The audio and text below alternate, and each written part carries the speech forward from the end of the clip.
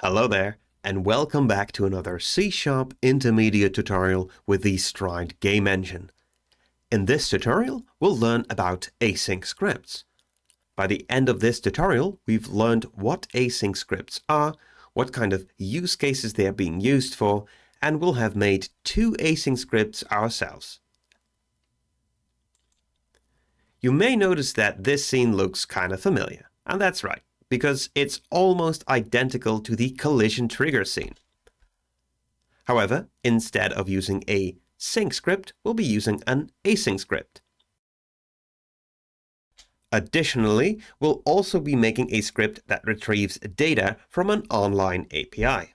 Let's first have a look at what async scripts are exactly and how they differ from the startup script and the sync script. As we've seen before, the startup script only contains a start method, which will be executed once when we load our scene. The sync script, which we've been using a lot in all the previous tutorials, has a start method and an update method, which gets called every frame. The async script contains an execute method, so no start and no update method. With an async script, we can use .NET's await functionality. And this is really useful in scenarios like calculating something really expensive, like when we're generating a terrain, or when we're updating a lot of AI functionality. Lastly, the use case for retrieving web API data is also a relevant one. So much, in fact, that the first thing that we're going to do in this tutorial is make a little async script that retrieves web data from the Open Collective page from the Stride engine, and we're going to display that on the screen. So at first, I'm going to make a new entity, and I'm going to call this API data. Then inside our code folder, inside the Solution Explorer, I'm going to go to async. I'm going to make a new script. And this time, for the first time, we're going to choose async script. We're going to call this API data. Let's attach this component now to our entity. And let's get coding. Every time we generate an async script from the Stride editor, we will get the following boilerplate. Our script is called API data, and it's now inheriting from async script instead of sync script. That means we will get the following method called execute, which has to be implemented for this async script to be compiled. It also contains some boiler code, which is a while loop that checks if our game is running. In most scenarios, this is exactly what you want to do, although there are exceptions. What's important, though, is what's inside this while loop. If we would not have this function here, or this method here, and we would comment it, and we start our game right now, we would enter this while loop, and then our game would be stuck forever. Because not only do we have no way of exiting our while loop, we are also not continuing to any other frame or to any other script inside our game.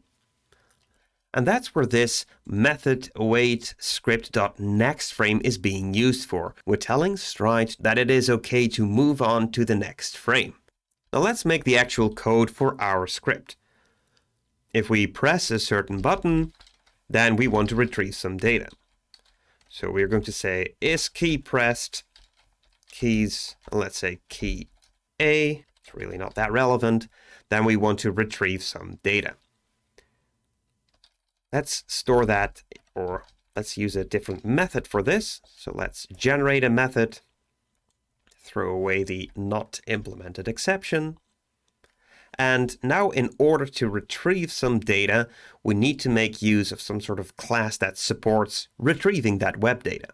And we can use one of the .NET's built-in HTTP clients. So we say var is client, which is a new HTTP client, which by default is not being recognized, so we have to include it using the namespace system.net.http. There are other client types in various Nuget packages available, so use the one that you prefer.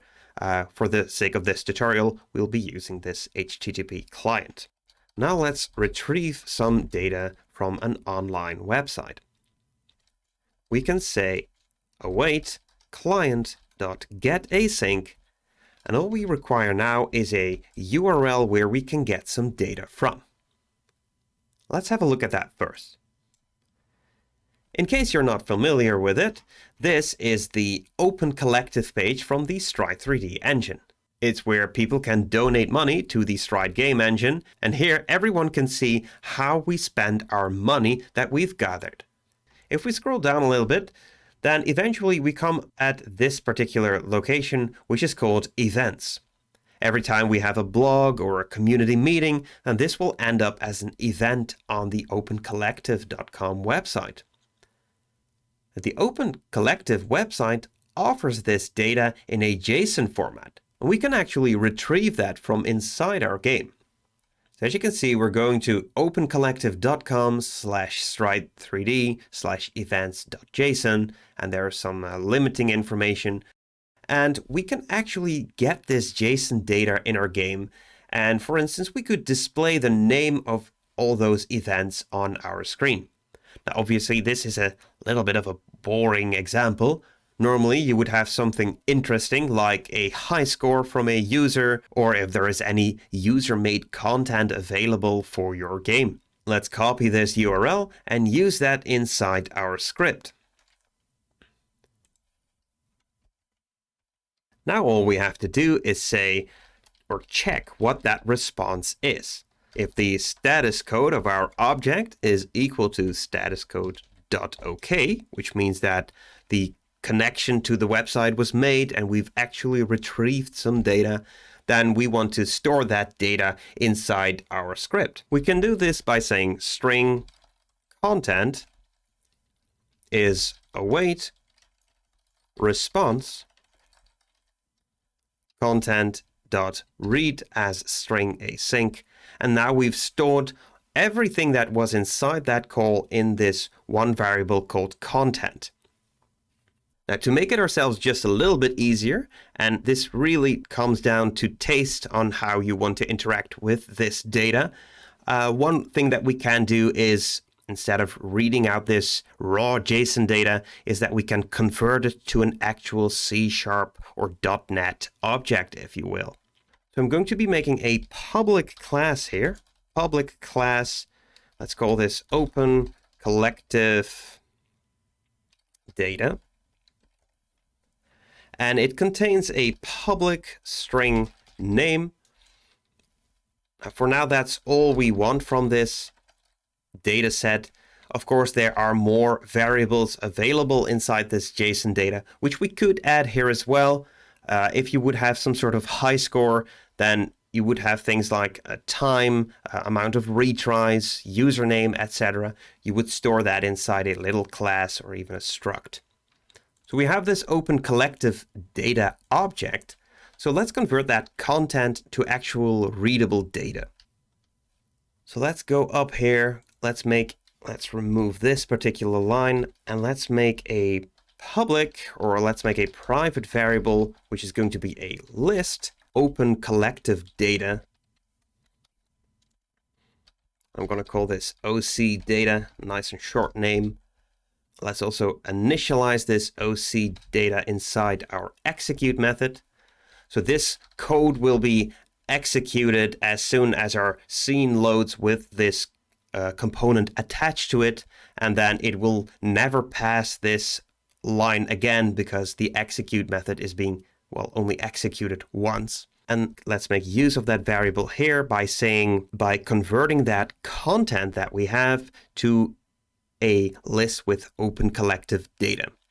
Now we could write our own parser here, or we could make use of one of many available Nuget packages that are available for free on the web. And we're going to be using a very common package. And if we right click on the Intermediate Tutorials game project, we can go to Manage Nuget Package. And if we start browsing, Let's use the Nuget package. As you can see, I've already have it installed, newtonsoft.json. It's a popular high-performance JSON package. Notice it has been downloaded quite a lot, and we'll be using that for our tutorial to convert JSON data into this object that we have here. We can say JSON convert. We have to include the newtonsoft.json namespace, JSON convert dot deserialize object, and then between the triangle brackets we have to specify the type, which is going to be a list of open collective data. We fill in that content that we've already secured, and now our data is being stored inside our script. Let's also display that on the screen. So let's do a for each loop, since we already know that there are 2 events at the moment of this tutorial, and we want to display every event's name on our screen. So let's call this open collective event in the OC data, and then we'll just print that to the screen. Open collective event dot name, and all we have to say now is say new integer 2. And since there are various events, let's also make a variable called draw y, which starts at 600 pixels, and then each row, let's increase that draw y with 20 pixels. Let's include that here as the y coordinate. Now we're almost done. There's one thing that we haven't done yet, and that is that this retrieved data is now a method, but its type is not entirely correct. We have to convert this to a task, which also means that we get this squiggly line underneath it, and it says that we have to await this method. And that is the power of this async script. Since this is an async task, any operations that take a while to complete, like this get async method for this HTTP client, we are awaiting that properly. Now let's go back to the Stride editor, check API data one more time, whether that's being attached, and we can run our game. Let's start the Async Scripts start scene. And if we press A, then notice how now our community meeting February and November are being displayed on the screen. So this is data that we've actually retrieved from an online API or from online data. Now for the second part of this tutorial, let's have a look at that async collision trigger. Our scene has already been set up. So our box contains a static collider and our sphere already contains a rigid body. Let's make a new script, an async script, and let's call this async collision.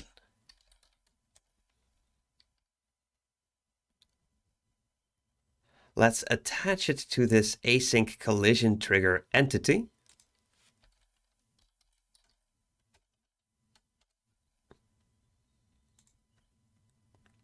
And now let's go briefly over what we're going to do.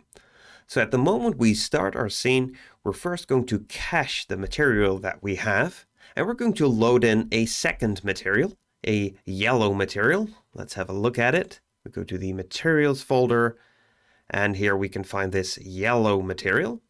And as soon as we hit this trigger box, the yellow material will be applied to this sphere, and then the ball keeps rolling, and when it exits this trigger, the original material will be applied back to the sphere again. Now let's go to our code. Let's select the async collision script. Let's remove these comments as we don't need them. Now before we enter the while loop, let's first store some information. At first we need to get that static collider, which we can get by saying entity.get static collider component, which we have to include using the namespace stride.physics. Then we need to load in the additional yellow material, which we can simply say by content.load material.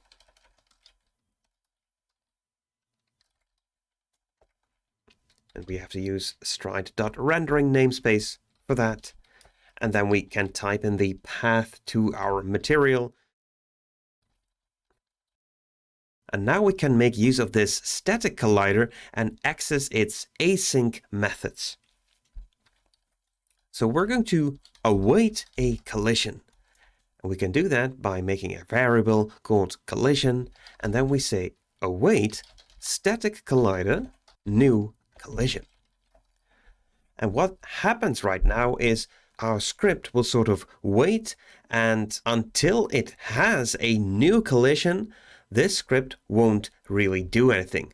Our game will continue to function, but until that new collision occurs, our code will be sort of staying at this line.